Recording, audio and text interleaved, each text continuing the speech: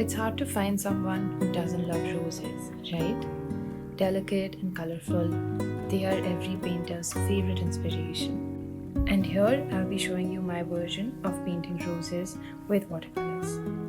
We give dimension, volume, and movement to our roses on paper by making them darker towards the center and lighter around the edges.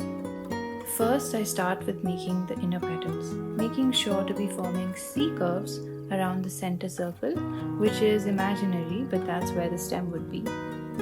The inner petals are quite close to each other. I'm just kind of flowing around the circular shape, and as we move towards the outer petals, I'll start to take more water on my brush and lighten the paint.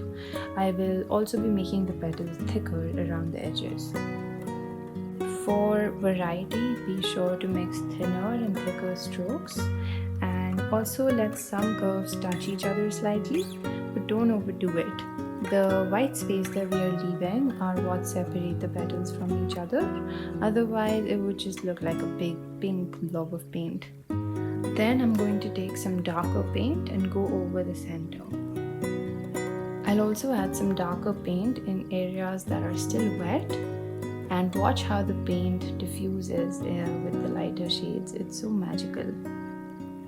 I'm using a size 8 brush, that's a round brush, throughout the video for the petals and the leaves.